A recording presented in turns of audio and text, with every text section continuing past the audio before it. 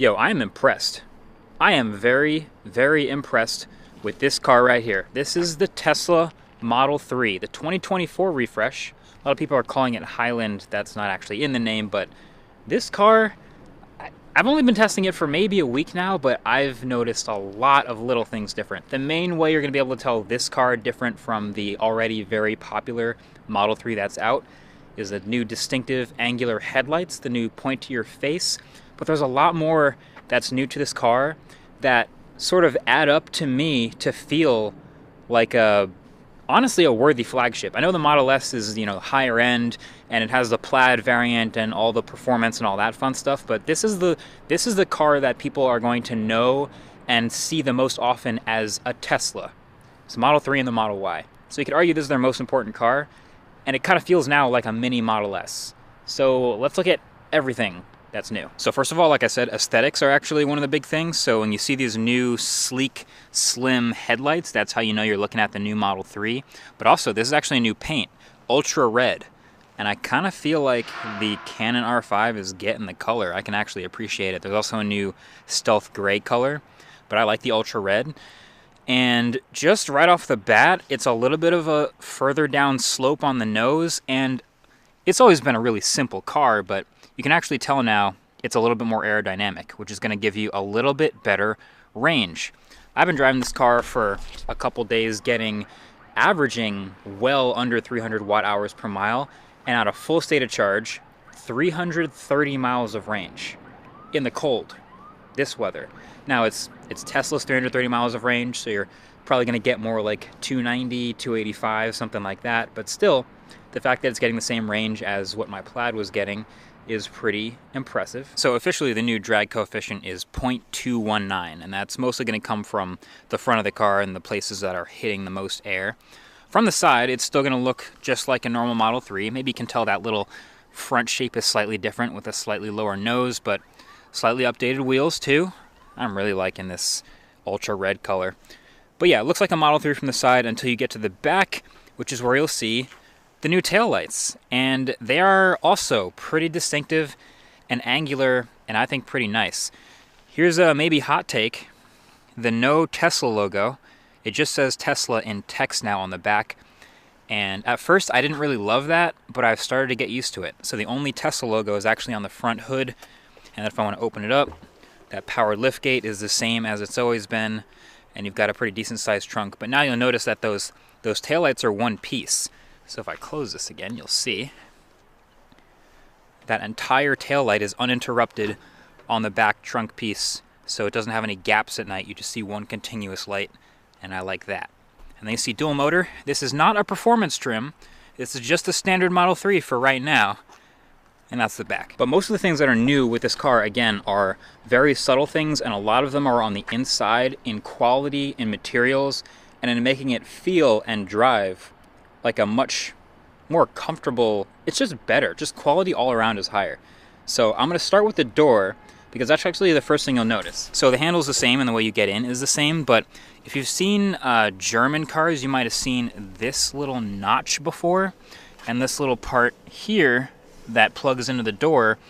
In general, there's a better seal to the entire door all the way around the cabin, and that makes this a much quieter car when driving and even when getting inside. I'll close the door behind me.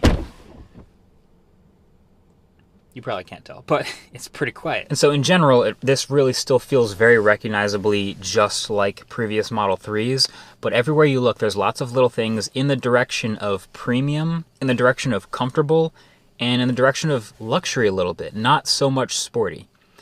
And we'll talk about what I think might work for a performance Model 3 version of this maybe a little later, but let's look around. So first of all, this is the new steering wheel. This, I think, is the only thing that anyone may have complaints about because, as you can probably notice right away, there's no more stalks. So the Model 3 always had the stalks while the Model S and X didn't. Now, there's no more blinker stalks and there's no driver stalks. So if you want to switch to drive, you put your foot on the brake and swipe forward or backward, just like the Model S. Or, fun fact actually, there's your pernal up here, if you really, I don't think most people are going to use that, but in case of the screen not being on, that's how you change gears. But then the rest of the steering wheel is your buttons on the steering wheel. So here on the right-hand side, that's going to be your windshield wipers, which you can also switch to automatic, your voice dictation, and then this will turn on autopilot, and if you want to turn up or down, that's going to be the distance between you and the car in front of you while on autopilot. Then on the left, that's your blinkers. Left or right blinkers are on the steering wheel in Model 3 now, and your high beams, and of course your media and volume. But that does mean the middle is a regular horn, not a button on the steering wheel, and it is a pretty close to circular wheel, so there are some things that people are going to like, and there are some things that people are definitely going to have to get used to, like the no stocks. But again, this is in the theme, it feels like to me, of Mini Model S. So then everywhere else you look, improved materials and build quality. I like this Alcantara, it's nice and soft. You've got all the same switches you normally do, and the door to get in and out. Up here, it's just your air vents, but it's kind of like this fabric here. It's a pretty unique look. Obviously, you're going to have a lot of cars have your screen back here, so this is just a very obvious plain open space, but I kind of like this sort of a gray fabric. And then all the way around the car, which you'll notice especially when you're driving, is this LED lighting. So this light strip goes all the way around, up at the front, all the way around the side of the car. And yes, you can change the look of it just by dragging around and changing the color of the LEDs. There's purple, there's red, yellow. It looks pretty good at night just because it's, again, pretty continuous all around the car. And then of course here is the main center console. This screen has a faster computer and it is way more responsive. Like all of the software and everything that you do in this car is just as fast as ever and often even faster than I remember, which is awesome. And that's always good to see because Tesla's literally been the best software in any car that's not CarPlay or Android Auto for years now. Also, you may have noticed I've got this this new view of the parking spot I'm in, which if I pull forward a little bit, you'll notice zooms out. That is the new high fidelity park assist. It's not a 360 camera, but it's pretty close. It gives you sort of this heat map of the things that are around you. You can see the parking lines in the parking lot you're in, and then you'll see this little heat thing based on how close you are to the thing behind you. So I'm right against the curb now, so that's why it's red. It's decent. I mean, that's all improved with Tesla Model 3. These are also now softer, better seats in the front. They are heated and ventilated, and the back seats are also heated. But I'm gonna show you something else in the back seat now that you might like even more. So this is the back seat of the Model 3. It's about the same amount of space as before, so if I'm getting behind a 6'3" driver's position, it's not a ton of space, but the floor is flat through the middle. But look at that. A nice, flush touchscreen with actually some pretty thin bezels right on the back to control all of the airflow and the HVAC stuff, and even a little bit of media if you want to on the back of this car. This is a way better backseat experience. Honestly, this makes such a huge difference as a backseat passenger in this car. I've been in the back of a lot of Model 3s that have been Ubers and things like that. You still have also this LED lighting back here. Again, I like that these back seats are heated if you want them to be. And then the glass over your head with plenty of headroom. It's not quite the uninterrupted glass from the Model S and X, but it's what we're used to from Model 3 and Y, which is still a whole lot of glass. Let me get back up to the driver's seat because there are a couple things too that are upgraded significantly just when driving this car. Model 3 has always been an easy car to drive. I think it's very simple.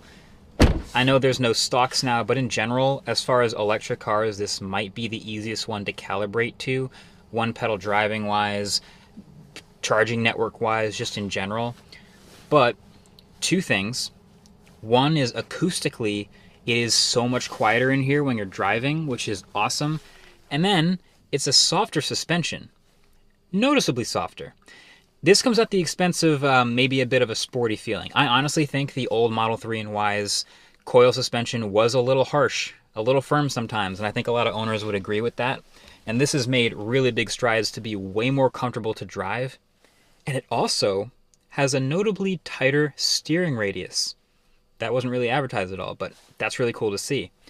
And then there's also a much improved speaker system. So the speakers in this car, just driving around in this quiet cabin, listening to the better speakers is way, way better than previously. This really feels like a mini Model S. But still, if you're a Model 3 fan, you're going to have some of the hits that you've always been used to. The wireless chargers up here, the key fob card, and then this is the center console storage, which is a big center console spot.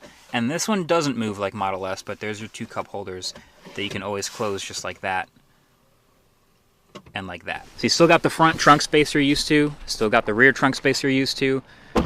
And honestly, even the camera quality, these cameras, when you look at the camera feed from the car, looks much better. I can actually see raindrops much more higher fidelity when I'm driving this car, and the blinkers come on. This is good, man. This is a good car. So, I think the general question you might be wondering is, should you get this car?